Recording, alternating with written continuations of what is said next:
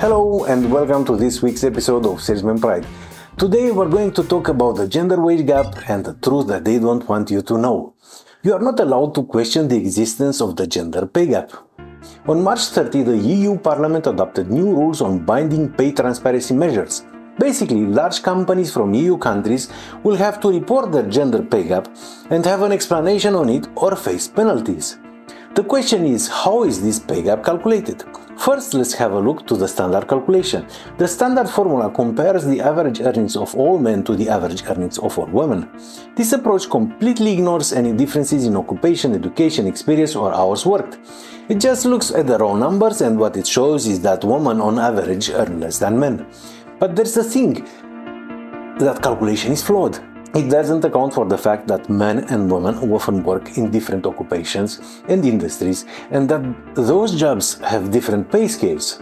It doesn't account for the fact that women are more likely to take time off from work to care for children or elderly parents, which can limit their opportunities for career advancement. To make it simpler, let's say you have a company with only one man and one woman. Let's say the man works 45 hours per week and the woman only 38, and they are paid with €10 per hour, overtime being paid with 50% more. Then the man makes €475 and the woman 380. The hourly salary calculated is €10.55 for the man and €10 for the woman. This corresponds to a pay gap of 5.5%. The calculation is correct, but the result is obviously wrong because both have the same salary. Recognizing this, economists invented the adjusted calculation. That's why a more accurate calculation of the gender wage gap involves what's called an adjusted calculation. This method compares all of the factors that could affect pay, including education, experience, occupation, industry, and hours worked. The unadjusted gender wage gap in the United States is the difference between the median earnings of all full-time male workers and all full-time female workers.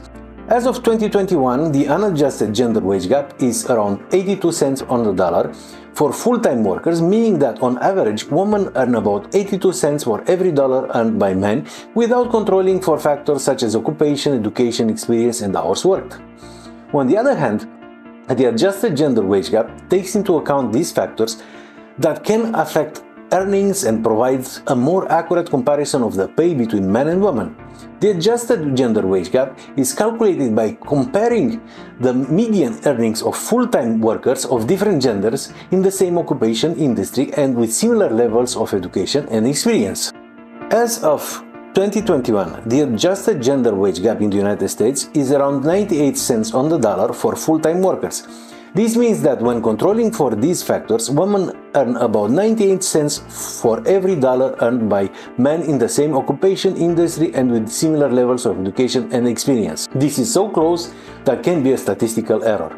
The EU provides a document called Gender Pay Gaps in the European Union, a statistical analysis by Denis Leithien and Marina Perez-Julian. This is a strange document. Why? Because the unadjusted pay gap shows some unexpected champions in Luxembourg, Romania, and Italy. The authors used regression analysis and found out that 3.1% of the unadjusted 14.4 average pay gap shall be explained by differences accounted in the study. This is the average for the Union with different values for each national state.